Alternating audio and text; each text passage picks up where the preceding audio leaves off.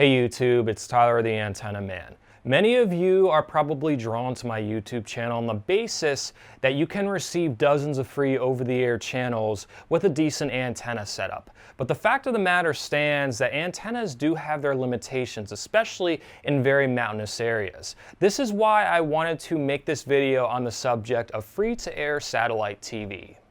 I'm not going to pretend that I know a lot about this topic. In fact, I don't know much about it at all. This is why I'm interviewing Robbie Strike, also known as a happy satellite nerd, to give some information about free-to-air satellite TV. If you like what you hear, make sure you check out his YouTube channel. I'll attach a link in the description of this video for you to see, but in the meantime, here's the interview.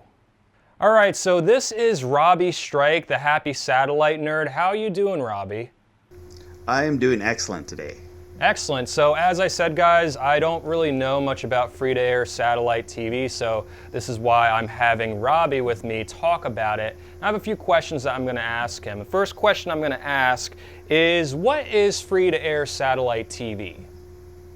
Well, free-to-air is very similar to what an antenna is, except it's an extension. So you can use a satellite dish to receive TV channels on various satellites that are beaming at North America.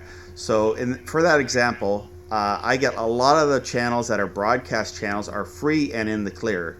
So they're fair game for anyone to watch. So if you have a free satellite TV system, you're able to tune these channels, and a lot of them are in high definition.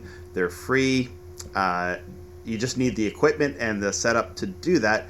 But I find, unfortunately, the awareness of this technology is not as popular as what it used to be. It used to be lots of farmers had large C-band satellite dishes in their backyards and would get hundreds of free channels. And now with streaming, a lot of people have just gone that route, which is a great route. But if you're in an area where maybe you can't get a reliable internet, it's awesome. It's an awesome alternative to a TV antenna.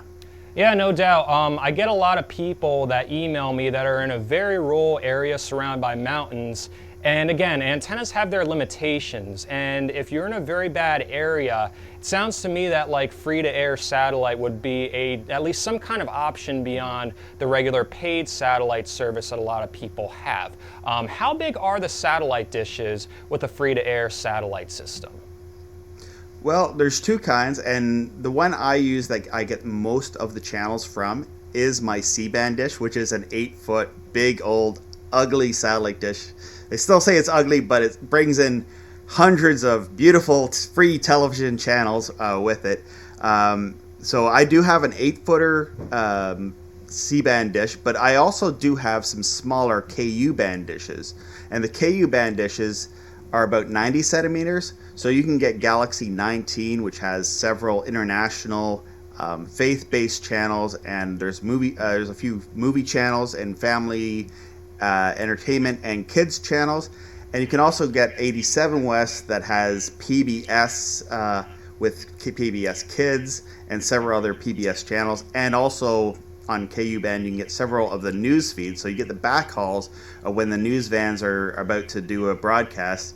You can see the feed going on in the background when they're like, getting ready to do the newscast. They're picking their nose or looking at their cell phones, whatever. It's kind of a fun thing a fun hobby to be into. And also with the sports feed. So I'd say I'm a wrestling fan. So every Monday night on 55 West C-band, I can watch Monday Night Raw live via satellite. So when they go to commercial, I get to kind of see the behind the scenes stuff of what's going on when that broadcast is going on. And that's the same thing with many other sports broadcasts. You get to see that behind the scenes of what's going on when they do go to commercial.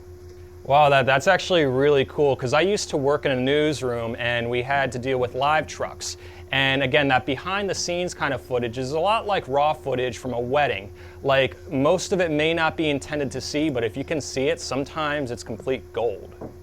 Oh yeah, and then sometimes you see the stuff that they're not going to necessarily tell you because they can't confirm all the facts, but you get the idea of what's going on with the situation. So yeah, it's really great to see the news feeds, and that's the thing. I really enjoy all the news channels that I'm able to get. I get news channels from around the world, from China, from Europe, and all over the place, and it gives you a different perspective to what we get here in North America with our news networks, and so it's nice to see like a viewpoint from Europe or from Asia or different parts of the world.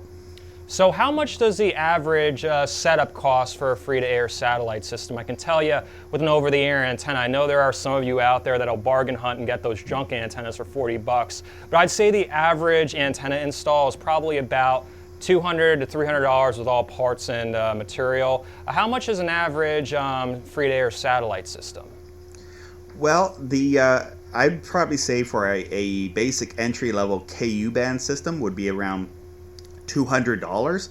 If you want to get bigger and better, like it's one of those hobbies you can start with a KU band, and if you decide you like that and you want to get more, you can maybe eventually get a C band dish, which would be about $900 for the dish, unless you can find a second-hand one that sometimes people just don't like. I know a lot of people in the hobby, they go to someone's yard and say, hey, you've had that dish there for 20 years, do you use it? And if they say no, sometimes they'll just let them take it.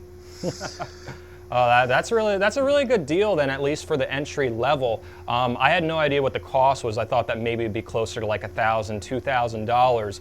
But it sounds to me that some of you out there that are in very rural areas or may just be curious about free-to-air satellite and some of those raw feeds that Robbie was telling you about, it may be a good option for you. So for now, Robbie, if you can tell me a little bit about your YouTube channel and what's on it, just so people can kind of get a preview before they search after this video.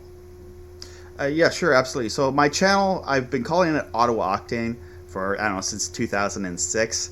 And I find I do a lot of technology videos. So the videos I'm doing are based on satellite is one of my passions and my hobbies, and I just wish more people had more knowledge about that. Even in my own area, I find over-the-air television, a lot of people here in Canada don't know that you can still get TV over the air. I find that there's been a lot of people, they've been misunderstood to understand that you can only get TV through cable or satellite, but there is several free ways of getting free TV. So I talk a lot about that and just technologies. I like to talk about obsolete stuff like old audio video technology like VCRs and video equipment that is maybe obsolete but still kind of cool to look at. That's actually pretty cool. Now, I'm sure some of you are anxious to at least take a look at some of Robbie's videos out there, and he did mention his channel was Ottawa Octane, but he may be in the process of changing that in the coming months just because it's an old name, the same way I was an antenna man when I first started at my YouTube channel. So just as a heads up, Robbie, I'm going to include the link to your channel in the description of my video. So no need to worry about keeping it Ottawa Octane or changing it to whatever. But just as a heads up for those of you, if you're looking to check out his channel, follow the link in the description of my video. Is there anything else you'd like to highlight? Yes, I've set up a Facebook page for information on free satellite TV. The page is www.freesatellitetv.net, and you can also find a page that is relevant to my videos, which is robbiestrike.com. And those are two places where you can find me. They're Facebook pages, but that's where you can find a lot of my videos and my channels. All right, thanks again, Robbie, for taking the time, and thanks again for watching. As I said, follow the link in the description to this guy's video channel. I'm sure you'll learn a lot of stuff, and have an awesome day.